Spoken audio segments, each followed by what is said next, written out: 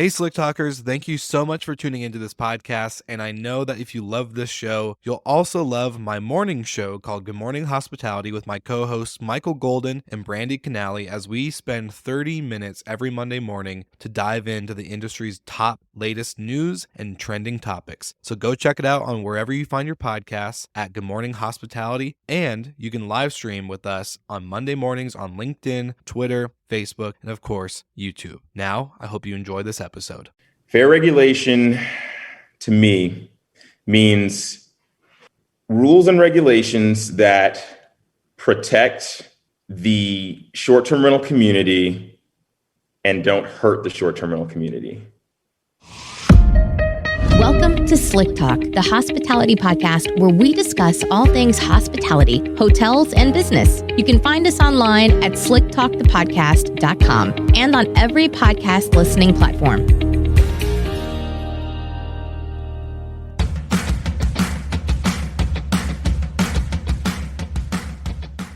As I've been growing my business and finding new ways to add to my property portfolio, I have to think about how I can anticipate the homeowner's needs, just like I do for my guests. One of the things owners always ask is, how is my property going to be protected? What happens if something gets damaged or worse? These are valid questions and concerns, and I have an opportunity to address these concerns before they even get mentioned, all thanks to having Safely as part of my toolkit. I can ensure all stakeholders are covered during a guest stay and use this information as a way to grow my business by ensuring my property owners know they can trust that I have them covered. If you're a professional property manager, then you need to get Safely in your tool belt so you can focus on operating and growing your business. Thanks for listening to Slick Talk, the hospitality podcast. Now, back to an episode.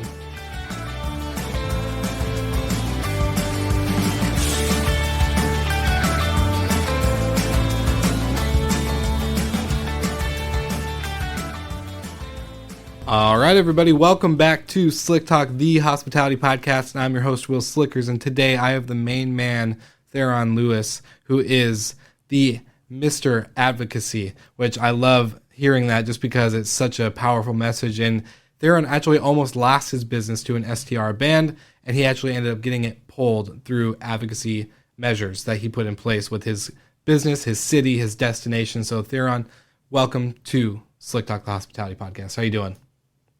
Doing great. So glad to be on. I've been waiting for this. Will, this is great stuff. Thank you so much. Well, content. So this is good stuff. Thank you so much. And it was so cool to find, like, the first interaction I ever had with you was hearing you on a Clubhouse room where you were talking about advocacy measures to put in place and how can hosts, property managers, real estate investors, all the above, all stakeholders, really be an advocate for their destination and help, promote proper, fair regulation if that is what's needed in their destination without having to go through these extreme measures of a bunch of business owners losing their livelihood. And I just loved the message that you were given on that room. So I stayed tuned in. I was listening and following along with you. Started following all your social media. I was like, I got to get this guy on the podcast. So glad that you actually took the opportunity to chat with me, because after that, we've had multiple conversations, to learn about each other's businesses and what you're doing and how you're doing it, and just what the important role of, like, your learnings and your experiences that you're sharing with the world. It's just incredible. So I just want to say thank you for being on the show. Will, I got to say thank you. You broadcasting this to the world and letting people know about this stuff, because a lot of people still don't. Most people, most organizations, most business owners in the space, they just don't know about this. And, with me and you, we're fighting the good fight here. So I appreciate being on your podcast. I love it. Well, we had mutual connections with our good friends at Rent Responsibly and a few other things like that. But I want to know your story. So what is, like, the origin that got you into short-term rentals, and then from short-term rentals to then getting that ban pulled in your city? I'm curious to hear where it began. For sure. So let's see. I'm going down memory lane here. So I was totally always into real estate. I was so into real estate that I moved to Detroit to be in the auto industry. That makes sense, right? No? Yeah. That's what I thought. That's what I thought. So no, I was not always in real estate. And just to let everybody know, I do real estate development now, but I started off as a engineer at GM, and I thought that was like my dream. Like when I got out of school, I'd done a big project in college for, we put together a 18-wheeler engine, and it was like, oh, this is what I want to do. This is it. And like, I think a lot of people, when they get into the workforce, they think they like something, and then they get in there and they realize they hate it. And I was like, dude, I cannot stay in this job this long. This is not what I thought it was going to be. And even getting out of school, I had read different books, like the 4-Hour Work Week, which I think, a lot of entrepreneurs have on their bookshelf. Read some other material from other people. And it was one of those things where I knew I wanted to get into entrepreneurship as I graduated. And I was like, I just have to figure it out. So I started off working at GM and just trying different businesses to see what I wanted to do. And from multiple other failed businesses that are in totally different spaces, I want to say, e-commerce, it's not as easy as it looks, guys. All right. This is my warning. Go to real estate. That's my recommendation. But I went from that to actually renting a space on Airbnb. And it was just to pay bills so that I could continue my e-commerce business. And then after a while, I realized, wait, e-commerce is just all over the place, but I'm getting a steady flow of income from renting renting my space to others. So I had a room that I was renting out, and I was like, I think I need to look more into this and switch it up. So I actually started looking at a bunch of different content. And back then, this was like 2015 and 2015/2016, and there wasn't a whole lot out there. And there's somebody named Sean Rakic of Airbnb Automated. I was looking up all of their stuff because it was just all the stuff I could find on YouTube. And I was just looking at all of that content. And that was one of the things that really made me take the plunge. And so I basically left my job, decided to start scaling. And this was around the early 2018 point where I really decided to leave my job and start scaling. But I never looked back after that. It was one of those things where, I didn't have everything saved up that I wanted to. It wasn't a perfect plan, but it was like, I'm going to make this happen. And, I'm still here, and we're growing really, really well. So I'm happy to have made that step. And I definitely don't regret it by any means, and now we're talking together, and there's just so much of an impact that we've been able to make over the years. That's awesome. So now explain this, because this is I feel like the traditional, untraditional way for a lot of us to get into this space is entrepreneurial, heart from the get-go, doing something else, whether it's e-commerce or for me, it was a failed chauffeur and event company. Then Uber took over. So I had no idea how to compete. And then getting into hospitality because it was more of a means to an end. And then realizing, oh my gosh, this is actually one, what I love. Two, I can actually make a real business. I can create something. And and you saw that opportunity while going through another opportunity that you thought was the right path, which I find really interesting how a lot of us entrepreneurs or just people in the short-term rental space have, accidentally fallen into short-term rentals. Exactly. Like I say, on all my Clubhouse broadcasts, I'm like, I am just like you guys. I started very similarly to people. And when these bands, when the band in Detroit started happening, I was, in the same position. I was not a politician. I didn't, I had no training on this. So it's something that I want people to know. I'm just like you. And if I can do it, you guys can do it too. Yeah. Well, so tell me about that. So life was coming, life was good. You started realizing Airbnb, short-term rentals, all this stuff was a way to change your life, a way to create a business and create something that had meaning to you. And then this band comes into place. So kind of walk us through, one, how'd you find out? What were you feeling? What were your thoughts going through your head at that time? And then what was your first step in action that you took in order to try to save your business that you worked so hard to get? For sure. So, oh man, I'm going to tell it to you like this, because I feel like this is a good way for people to experience it, how I experienced it. So think about, you again, I spent years researching and and just working with one listing before I decided to scale. And I was doing all of the right things. Okay. All the things that we're told to do, I did. So I looked at the city regulations and really checked to see if this was something that's allowed and legal in Detroit to operate Airbnbs. And it was not only legal and allowed, the mayor of Detroit was in Airbnb commercials talking about how great it was. So if that's not an endorsement to get started, I don't know what is. I was like, okay, great. I hit the jackpot here. I picked the best place, regulations wise, to start my business. Or to scale it. So then I started scaling, and we were doing really good. I started scaling in 2018, and by the middle of 2019, we were going to be at about 10 properties, and we were already doing deals with other investors to manage their properties. We had a plan where we were going to be at 20 properties around 2019, just off of our trajectory. And I couldn't have, I couldn't have felt better. It was like, oh, things are going great, and I did everything right, and I'm following the playbook. I'm doing good. So, I want everybody to think like that. Think you're riding high, you're feeling good, and let's put it like this. I don't want to say that everything was just always great. There's the typical growing pains and the things you have to learn operations wise. Like, I definitely took losses there, but we still kept going and we're doing good. So you're already dealing with, the growing pains of scaling a business. So things were good, but there was a ton of stuff to do. Yeah. I was super stressed. I was like, oh, I'm always thinking of what I need to do next. So again, we're right there, right?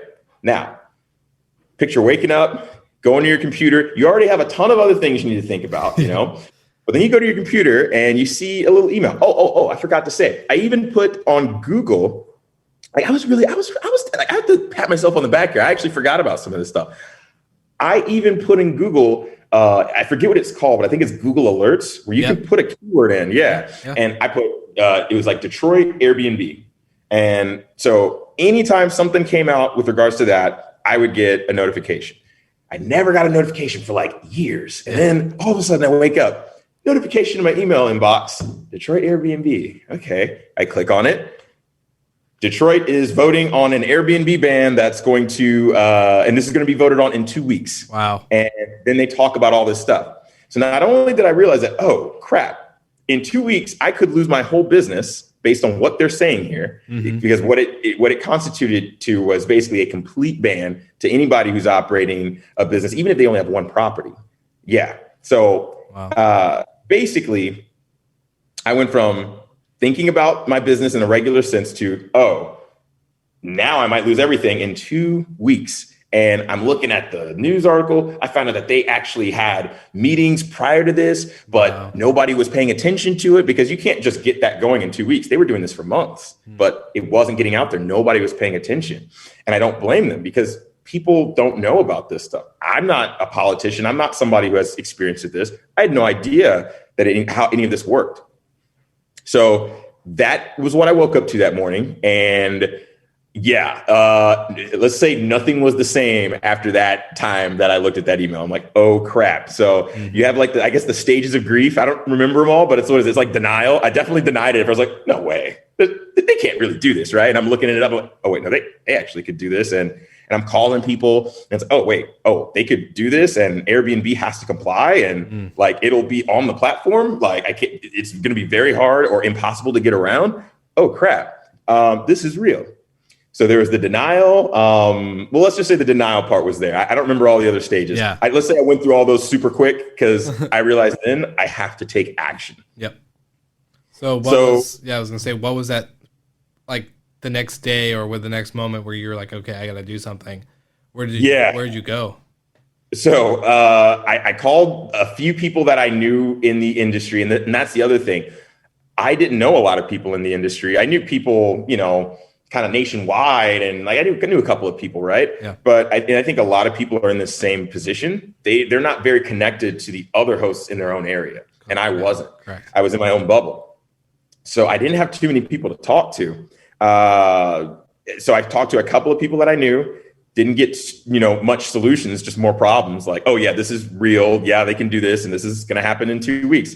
So I did what I thought was best. I literally started messaging people on Airbnb, and thank goodness I did this on a different account, because this is considered solicitation, and Airbnb can like block your account for this. Yeah. But I was messaging people, hosts, and I'm just saying, hey, they're proposing a ban. We need to meet up. And I just was, okay, if I don't know anything else and nobody else is doing anything, I'm just going to do it myself. So I messaged people to meet me at it's funny. It was a wine bar that was next to one of my properties. And I'm like, okay, I know them. They're cool. I know I could set this up in 24 hours. They will like reserve some space for me in this wine bar. And I'm like, guys, meet me here. We need to talk about this stuff. I think 3 people showed up. I think I must have messaged 50 plus people. I think 3 people showed up. But I did what anybody, I feel in my position would think to do, that had no idea how to get started. You just go with what you're kind of just shooting at the hip to see what sticks. So I just started reaching out to people on Airbnb. Luckily, I did find out that there was a Facebook group of just like a host Facebook group, not an advocacy group, but just a group where people were planning to meet on this too. And so then I went to that meeting, and I found out that basically everybody was in the same boat that I was in, or even a little bit worse. They knew even less about what was going on. So then I realized, oh, wow, I really do need to take this on in my own hands, and, let's try and get this going. So after that meeting, then we went to one of our first city council meetings just to understand what was going on. And like, I called this phase like the suck phase because I was just trying to figure stuff out, and basically everything I had tried was not working well. But that's the learning process. And this is the process that I really want other people to be able to skip, because if you do this the right way, and I know I'm getting ahead of myself, but you don't have to feel like I felt. Yeah. And you're actually favored to win these sorts of things. But a lot of people don't know that. So going back to that, though, I just started going to meetings, trying to figure out how things worked. I introduced myself to city council members at the meetings and stuff.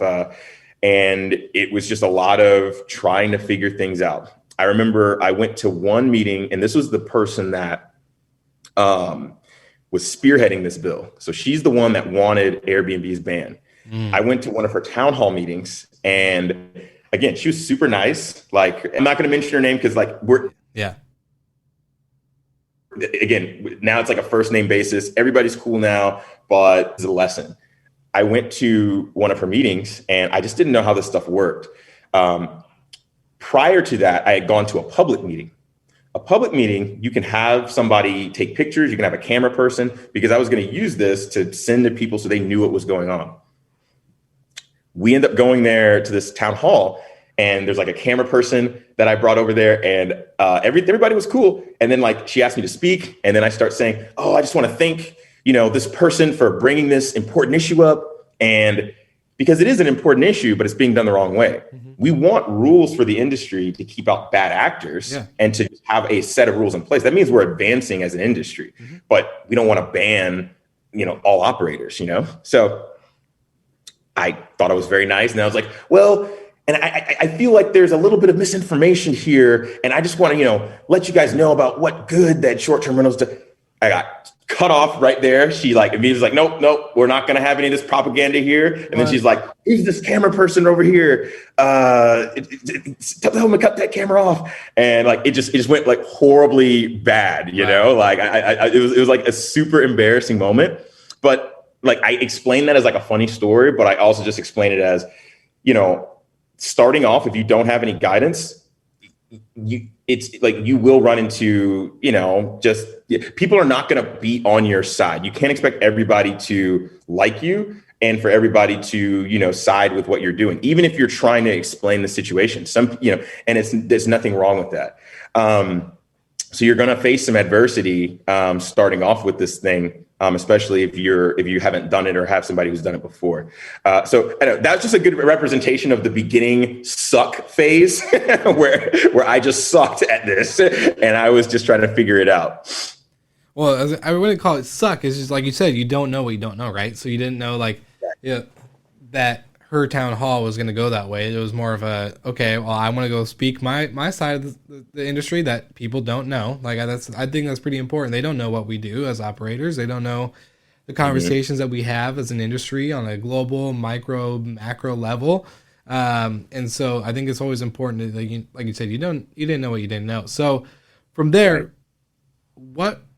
how did you get people to come together? That's what I want to know is, like I'm all about preventative maintenance, right? So you probably know this. Well, not probably, you know this, being an operator, that you want to put things and procedures and whatever else in place at a property in order to ensure, like, preventative maintenance, that the water heater isn't going to burst. So you can put like a sensor on there. You could do all these other things. You could do noise monitoring. You could do insurance. You could do all these things that are preventative maintenance, right? Right. And that's what I'm about to, like with my business. Like we both joined the Chamber of Commerce, not only as a member, but as on the board side. Like we're on both boards. So to be on top of these things in case. And so for you, how did you get people together in order to start getting that into place? Because like this was kind of you woke up and boom, you had that Google alert. So yeah, got that Google alert. It was literally, it was like the bat signal basically, but I wasn't Batman or whatever, I had no skills at that point. I just had to act. And I'm so glad you said that, because that's exactly what I consult people on now, where it's like, meaning that's one of my biggest things that I tell people is start this early so you don't have to be in my position. If you are in my position, this is what you need to do so you can actually win this. And you're actually very favored to win, but you need to start now. Yeah. So I'm glad you brought that up. And this is what we did. And I'll kind of tie it into what people can do without being under the gun and having an impending ban already happening. Yeah. So the way that we got the people together was simply just saying that we were going to head this off. And what I mean by that is, when I went to that first meeting from the Airbnb, the Facebook group, remember how I said that I got there and I was expecting somebody else to be the leader. I was like, oh man, somebody's already put a meeting together. They must know what's going on. And they must be, I bet there's like a management company that has tons of units and they're, oh yeah, they got this ready. They've raised all the money. They're good. I was the biggest fish in the room. And I was like, oh crap. Okay. Yeah. It's really up to me. So there was, I don't know, it's probably about 20 people there and everybody was just kind of talking about stuff. And then I had just brought up things that I had researched that day in terms of like, is this really, should things be banned in Detroit? And I found so much data showing that is not the case. That shouldn't be the case at all. Yeah. And like they were talking about, one person was actually like, this affordable housing, this is actually a real issue. And I was like, well, no, actually, this data shows that a lot of short-term rentals helped bring back neighborhoods in Detroit. Detroit has a house vacancy issue, not an affordable housing, or let's put it like this: a housing shortage. They have an issue where they need houses to be rehabbed and neighborhoods revitalized. Yeah. And Airbnbs are one of the first properties that actually come on the market in transitioning neighborhoods because there's a much higher return on investment. Yeah, so people 100%. Will take that risk to rehab those houses. And then people see a really nice house on the block that's an Airbnb. Oh, guess what? That leads other investors to start investing on that block as well. So with an Airbnb comes the rest of the long-term rentals. And there's multiple neighborhoods that are super popular now that came into play because of short-term rentals. And it's not where it provided housing to only a top percentage of people. No, it provided affordable housing.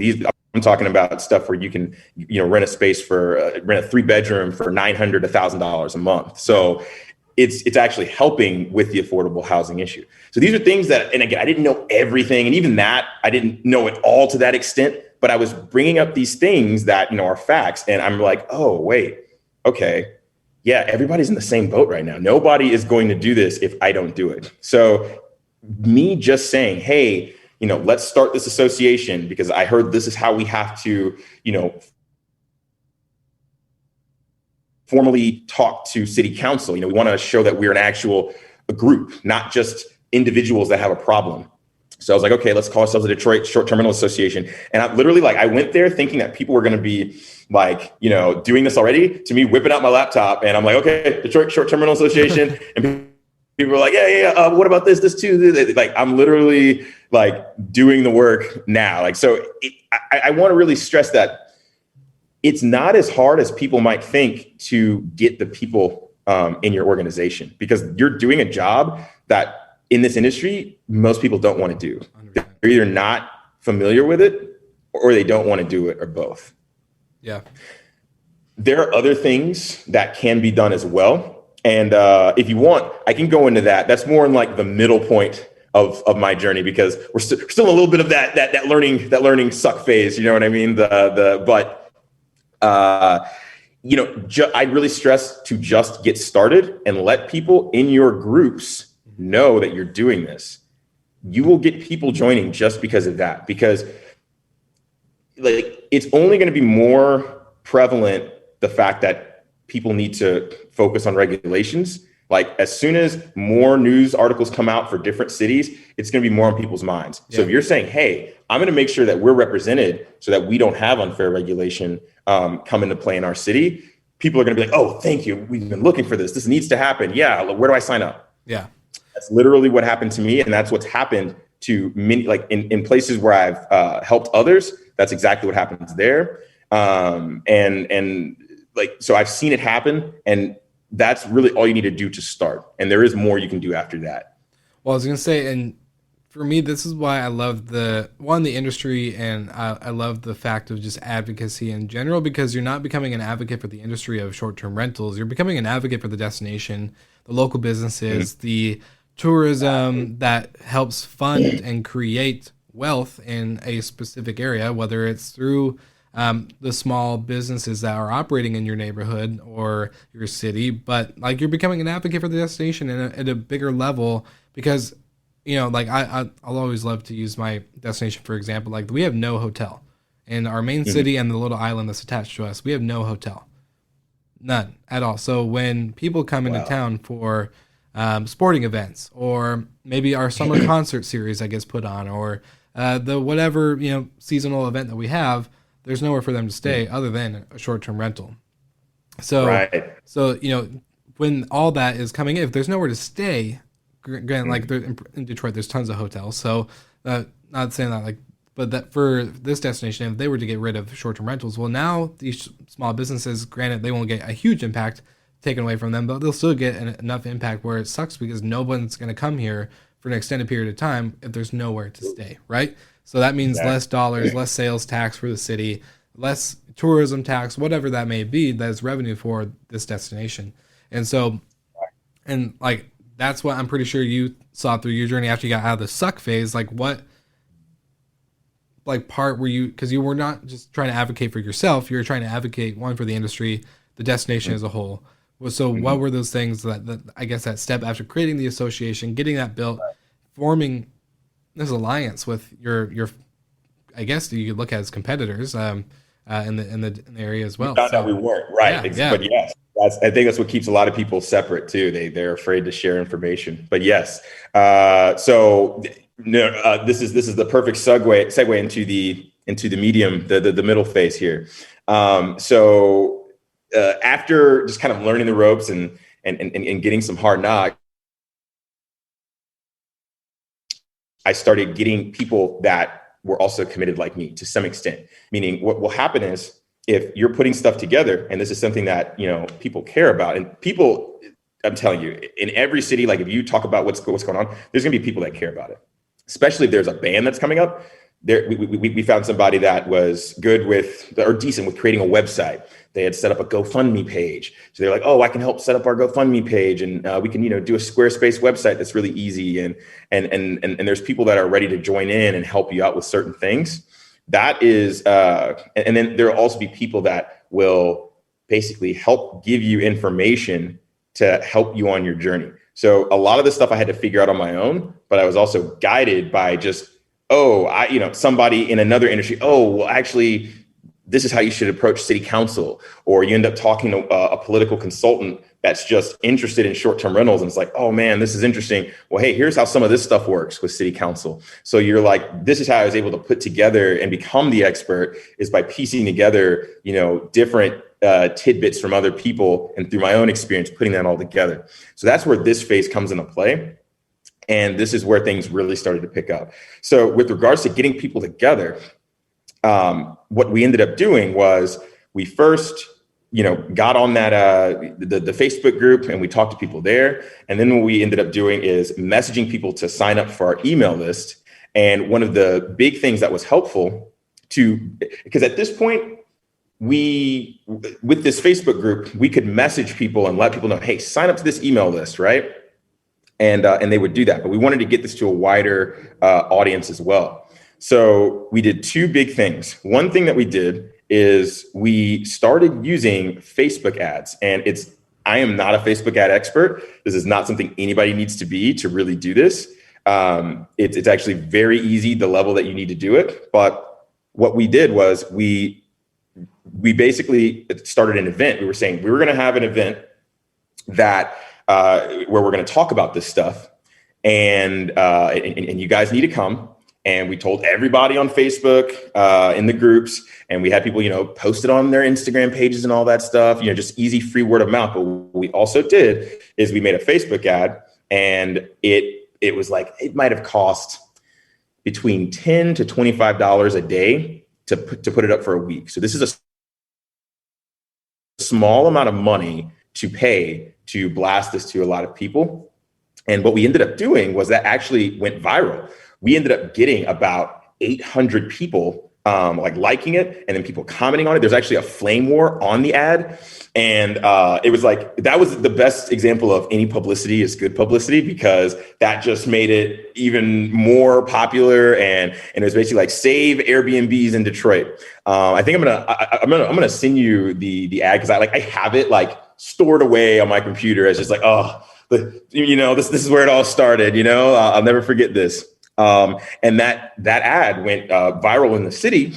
And what we also did is, and this is something that I think a lot of people don't know, Airbnb and other OTAs, they want you to stay in business.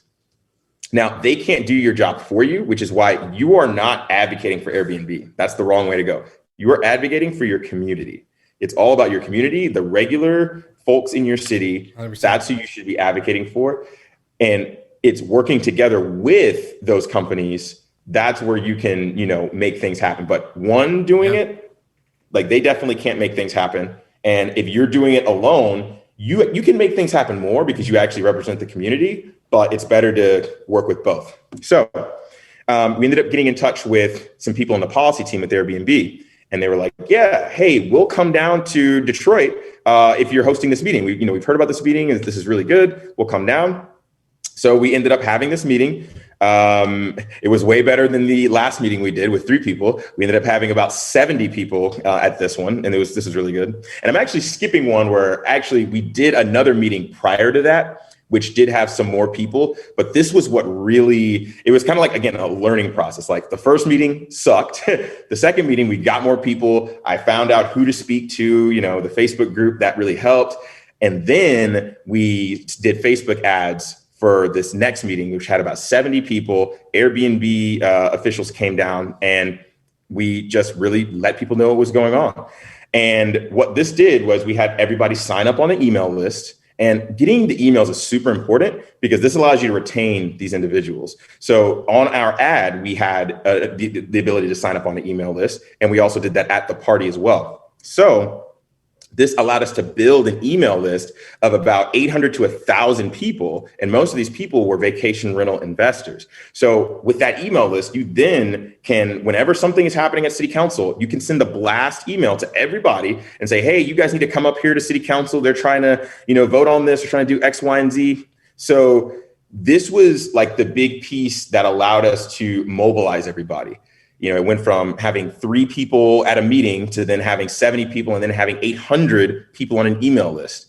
And again, this was not something that took a ton of money. This was something where the only thing that we spent in terms of marketing for this, besides, just like buying drinks for the event and, doing your typical party planning stuff, right, is the Facebook ads. And this is stuff, it's funny, even it's so easy that even Airbnb's policy team, I remember they were trying to show us something like, hey, you guys can do Facebook ads. I'm like, oh, we already did that. It's like, oh, okay, cool. So they even advocate for people to do this too. But that's how we built that group. And again, it's much easier than it seems. Doing Facebook ads or doing this kind of stuff for purely business purposes is much harder. Yeah. Because you're not talking about a nonprofit. You're not, you're talking about, you're going into different channels where other people are competing and it drives the price up. Mm-hmm. When you're talking about nonprofit advocacy stuff and it's, okay, we want to bring this out to just people in this city. We don't need to go worldwide. Or we even go even deeper. We only want to reach people in real estate or, people that have real estate in their bio or whatever. It's much cheaper and it's much easier to do. So again, like this is what I instruct other people on how to do and everything, but it's easy. It shouldn't be daunting. I know it feels that way, but that was the way that we built that group initially. So can I ask you, Theron, what was the big takeaway for the city council to lift this motion of putting a ban in place? I'm so glad you said that. The big takeaway, and people say so many different things, and I don't blame them because this is what you hear in the news. They say, "Oh man, they want to ban stuff because of the hotel industry is behind it, or it's affordable housing. That's a big issue. In taxes, that gets brought up as well." And I'm going to tell you right now, the biggest thing that caused us to win was awareness. People, especially in your own industry, you think people know more about your industry than they actually do. Oh yeah, 100%. Yeah. I feel like there's a word for this. I literally will tell people they're like, oh, so what do you do? Like, what kind of business do you have? I'm like, oh, I have a short-term rental management company. And they're like, what? What's that? I'm like kind of like Airbnb, kind of like Airbnb. And they're like, oh, so you rent things on Airbnb? That's all you do? I was like, no, it's a little bit different than that. Right. Like, granted, Airbnb is a household name now, but like you kind of like no one understands until you say Airbnb, and then they automatically assume kind of like that. Air mattress in your spare bedroom type accommodation sometimes. Exactly. So yeah, I totally know what you mean. Exactly. And the thing is, it's such a simple, you think it's such a simple solution, but there is you have to go about it in a structured way. Yeah. And from my research and from what I've been doing with other cities around the world, I've realized that this is the cause of like all of the bad things with the regulations. That is usually the cause. It's literally because they are trying to solve a problem and they throw the baby out with the bathwater because they don't really know about this industry. They don't know that it's local folks in their city that make up 70 to 90% of all of the investors and operators. It's not like big conglomerates or even people like me that have, double digits with regards to properties. It's really people that have maybe 1 to 2 and they're using it to pay their mortgage. They're using it to pay their bills. They're, they don't understand the ecosystem and they put in regulations that are unfair because of it. Yeah. And the issue with that, especially in mid to large cities, you have to go about that via a certain channel. You can't just stand up at city council and say, hey, this is affecting my, my home. This is affecting my livelihood. That's not the way that it has to be done. You have to basically speak their language and do things via their channels. And that's what we learned to do towards the middle part. And then the end is when, the ban got pulled and it was like, hooray. So, in gaining that group of people for the organization, we got all these names on the email list. We then had a way first off to, hey, if they're having a meeting on this, tell everybody to show up, and we could make it to where people will show up to these meetings. So at least they see a ton of people care about this issue. But that wasn't all that we needed to do.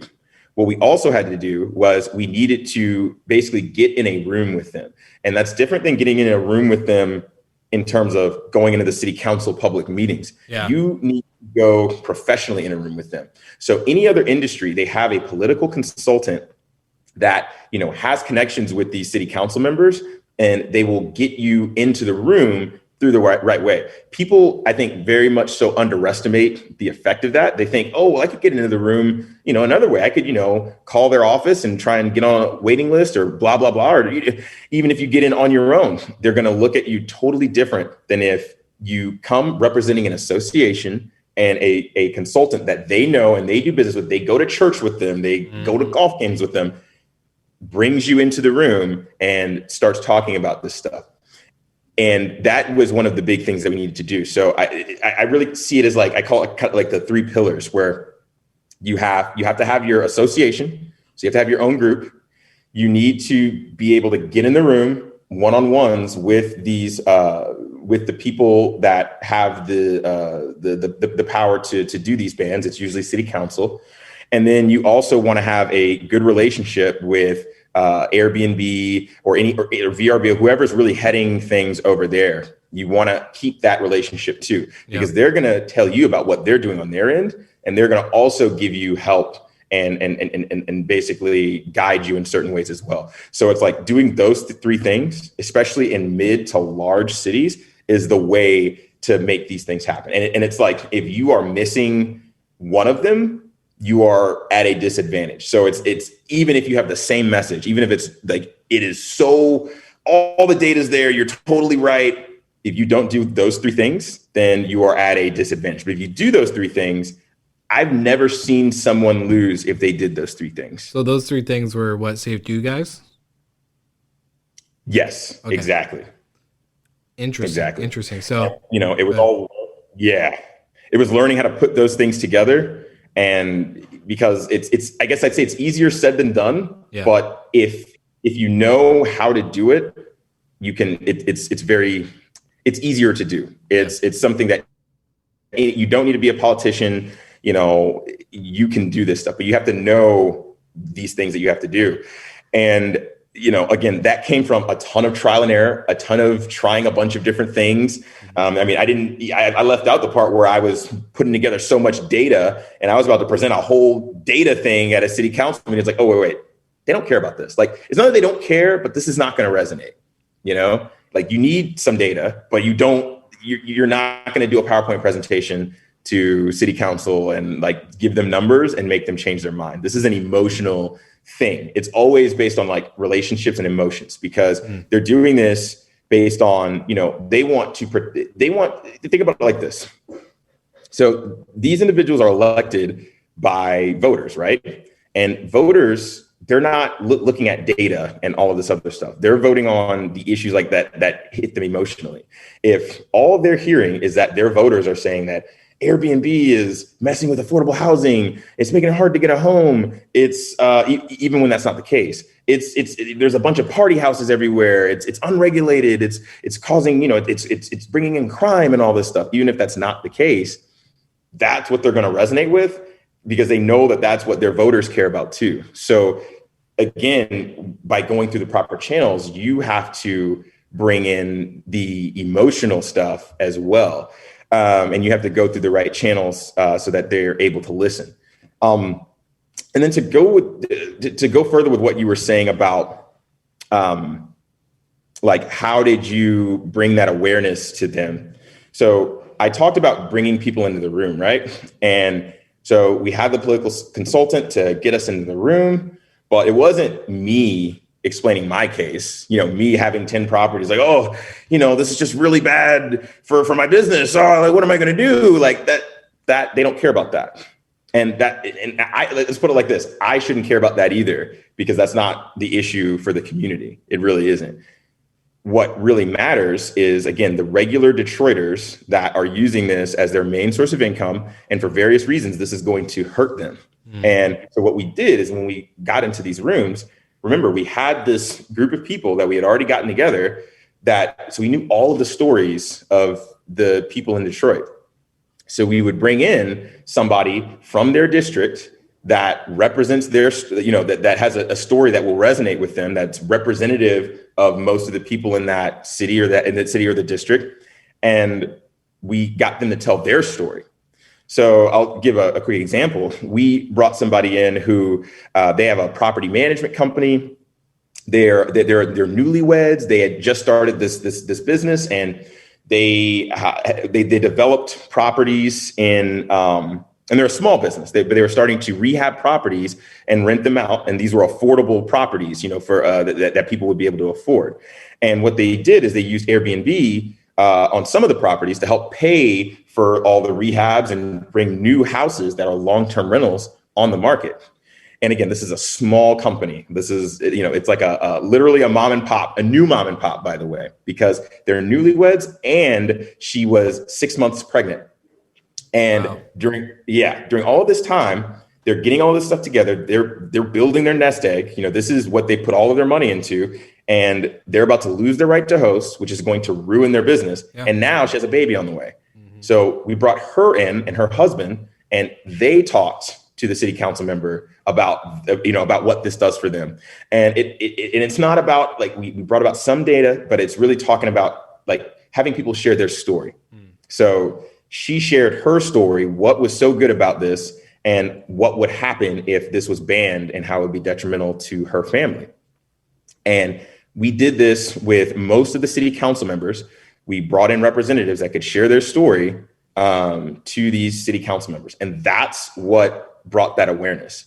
But again, I have to stress that it's not as simple as, okay, hey, you guys go to the city council meeting and get on, the podium and you can speak for 3 minutes about how this affects you. That is effective and you want to do that, but you need to be able to get into a room one-on-one with somebody. Like you have to really go deep and basically, I call it getting the politicians to listen. And to get them to listen, you have to speak on what they really, really care about in a very singular way. So when you bring in somebody from their district, that voted them in, and somebody who, what their stances are, like what they're fighting for in their position, these people are who they're fighting for. So they're fighting for, affordable housing and small business owners. And she's a small business owner bringing affordable housing onto the market. And this is affecting her business. And, and it's going to affect their livelihood, might affect their child. Right. Yeah. So like, you see how deep that went? It's like, yeah, that's resonating to a lot of people, but this was super personal. Yeah, definitely. Well, so for now that you guys got that ban lifted and moved on, like from that, what are you doing now? Like, so obviously, so your company has grown from this time of getting that ban lifted, and now you're helping others do this in their cities. You're helping people set up associations. You're helping people get the tools and resources that they need. What does that look like in a small window? What does that look like for what you guys are doing in the mission? For sure. So, when this all happened and the ban got pulled, like it was a really good thing for the city and everything, but like, that feeling just, it went away, meaning like the feeling of, oh, I'm going to lose my business. But all of those emotions and everything that happened, I didn't forget that, Definitely. And I was like, dude, I don't want anybody to have to go through what I went through. So like after that, I was like, I need to make it a mission to help as many cities, help as many organizations, have as many people as possible to not have this happen to them, and so they can start sooner and prevent these things as well. So we started a group called the Sharing Consulting Group, and basically what it is we work with either existing organizations or we help people build an organization so that they can protect their short-term rentals from unfair regulations. And one example of this is we helped people in Ferndale. This is a city outside of Detroit. And the way that a lot of these things happen with ordinances is when a major city brings up an ordinance, other cities around that city will use that as a benchmark to try and do the same thing. Yeah. And that's what Ferndale did. Luckily, since we had, gotten everything together, we knew the strategy, we knew the playbook at this point, we were able to easily nip that in the bud and, bring the people to resonate with those city council members and just really do everything, all the steps that we needed to do. And, Airbnbs are legal there to this day. We're also helping people now in Chicago. We've made some really big changes that have already taken place. I can go into that maybe a little bit later, but so we're working in Chicago. We've helped people in Texas. We've helped people in northern Arkansas. We've even consulted for people in the Shibuya district of Tokyo. And again, like working with these different people and organizations, I was always wondering, like, did we get lucky, or did this, like, what happened here, right? Would this work in other places? In every place that I've been to, it's like the same thing, just a different story. Mm-hmm. So the same bear strategy is applicable in every situation that I've seen. It's just maybe they care about something different. The community looks a little different. The powers that be are different. For instance, in Chicago, it's not city council that has the power to do this. They're called aldermen. They have the power to do this. Mm. So it's literally like a stencil where you just have to paint in the different people. And it's like, okay, this is how it's set up. This is what you need to do to make this happen. So that's what we've been doing. And we really want to, do this. We want to create as many associations as possible and protect as many short-term rentals as possible worldwide.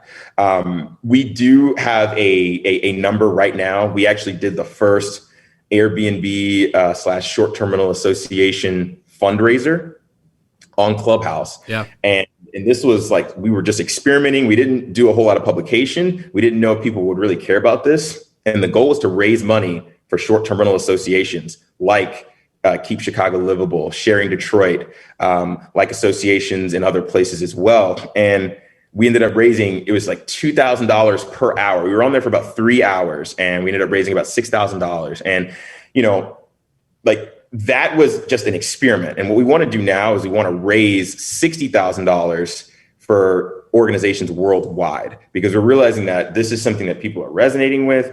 And we're able to, as long as we keep going and let people know, hey, we can help you get some funding that you need so that you can keep fighting these fights. And, things are happening right now worldwide with regards to regulations because of COVID-19. So I feel like it's the perfect storm where we're able to help as many people as possible for the impending legislation that's going to be coming out.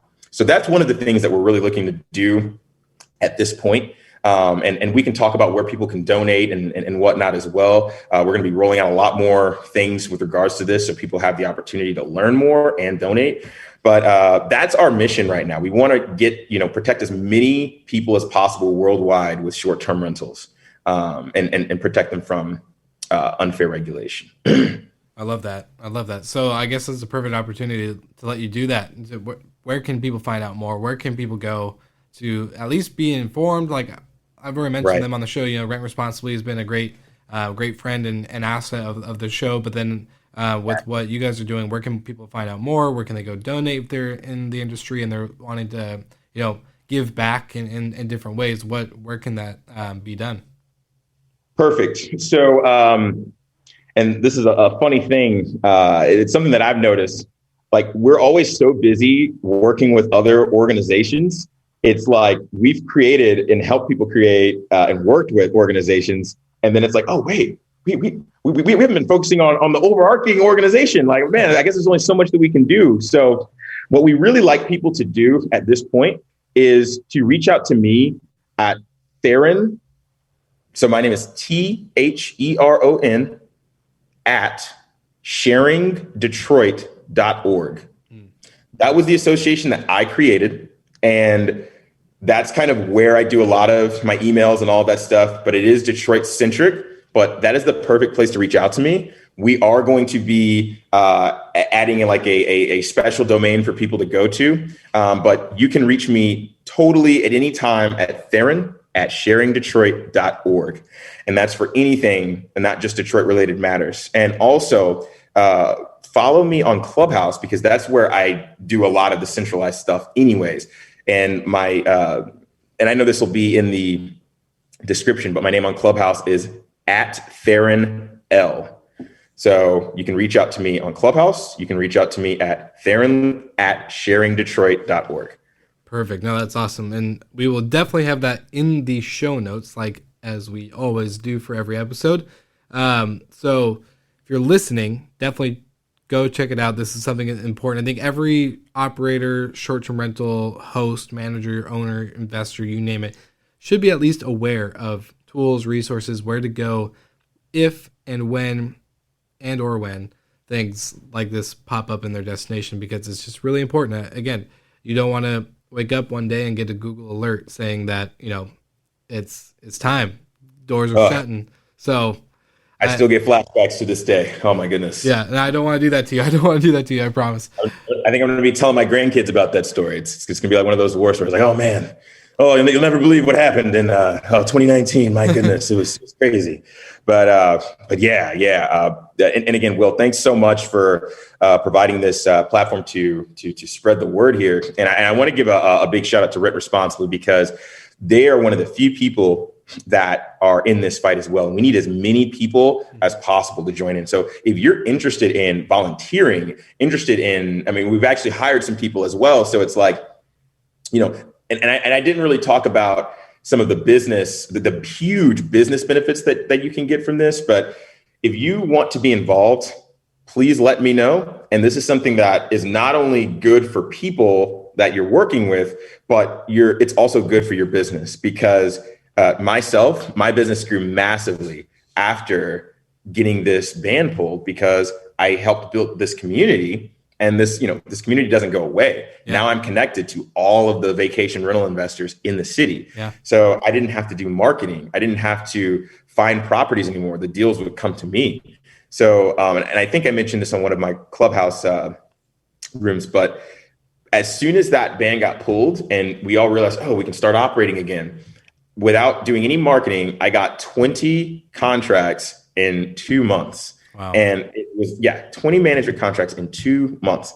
And I got multiple property deals thrown my way. Like this, you want to talk about karma and just paying stuff forward. Yeah. Like, people remember that stuff. And it's not just about you winning, but it's like people will know who you are because you're doing a very special role in your city. So they'll respect you and they'll know, hey, this guy, he's out here doing stuff for me. And they'll remember your name when they need other stuff. So I just want to give one quick story of somebody else who also got a lot of success. And this is somebody who he would say I'm probably his mentor, his coach, but it was one of those things where he joined out of his own, he didn't pay me or anything like that. He joined and volunteered for Sharing Detroit right after the ban got pulled. And he had just started out with one unit. He was doing one rental arbitrage unit. In literally a year and a half, and most of this happened sooner. And this is through COVID, by the way. So, we could probably cut that in half, right? But a year and a half through COVID, he went from having one rental arbitrage property to now having 5. 3 of those he owns. Oh, wow. And now he's doing rehabs and flips of Airbnbs in Detroit. Through all of the connections that he made from Sharing Detroit. He got access to our mailing list. He got access to all of our connections. And he was able to ask me about anything with regards to operating vacation rentals because I had done it. And it's like, okay, this is how you do this. This is how you do that. So he, for free, joined the group. And because he volunteered, he was able to grow his business massively. And actually one of his properties, I think I might send you the link because it is beautiful. And his property got booked by MTV. Oh, nice. To do one of their reality shows, and they needed a really nice property to film it in. And luckily, I don't think it was one of those rowdy ones. It was a pretty chill reality show. Yeah, I'm sure you wouldn't want a bunch of damages, but I'm sure, hey, MTV's footing the bill, so it's all good. Yeah. But this is the height that he rose to just by getting involved in advocacy. So people, if you don't want to start a group, just join a group. Yeah.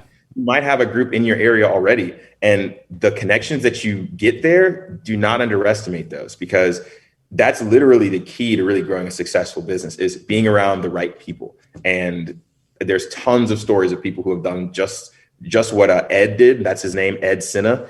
And it's just a beautiful thing. So I want to help other people grow their businesses that way as well. So that's something that I also offer to help people with too. Because you can do good for your community and do good for your business at the same time. I love that. No, because it comes back down to you're advocating for more than just your business or the short-term rental industry. You're advocating for the destination, the community, the people involved. Exactly. The people that are the movers and shakers, the innovators, the whatever, the go-getters. You're advocating for them as well, and I think that's just what I love about the industry. The most we're such a small community, but we're such a big community at the same time and on a global scale. So getting to meet people like you and our friend Julie George and all these other people that we're getting to connect with because of short-term rentals and that community base, just super important. So I love that. I love that's what you guys are doing. I love your mission. Again, when I first heard you on Clubhouse, I was like, yep, this is the guy.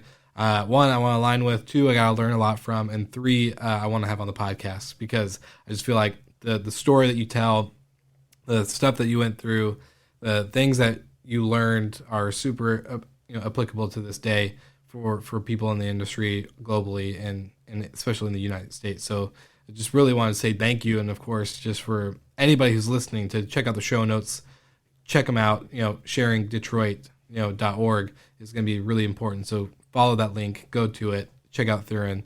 Thank you so much for being on the show, my friend. It's incredible. Well, as you know, the pleasure was all mine. And I'm just looking forward to a bright future for our industry. And, with what we're all doing, I just really don't see anything but that. Like there's so much opportunity now for all of us and for everybody who's starting out, people who are already here. If we focus on the right things, it's just beginning. There's so much growth for this industry and so much good that can, be had for many people. Couldn't agree more. Well, you heard it, Slick Talkers. Go ahead, check out the show notes, and thank you for tuning in to another episode of Slick Talk, the Hospitality Podcast. Thank you so much for listening. We love your support and want to provide the best we can to all our listeners. So please find us online, social media, and on Spotify, Apple Podcast, and Google Podcast.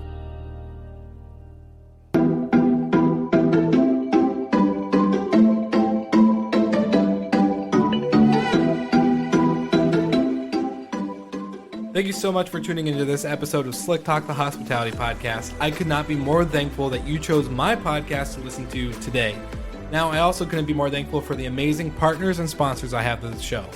We have Hostfully.com, NoiseAware.com, and Safely.com, and you can check out more about my sponsors on the Slick Talk website, where I have the sponsors and partners page. Now, thank you for tuning in and enjoy another episode.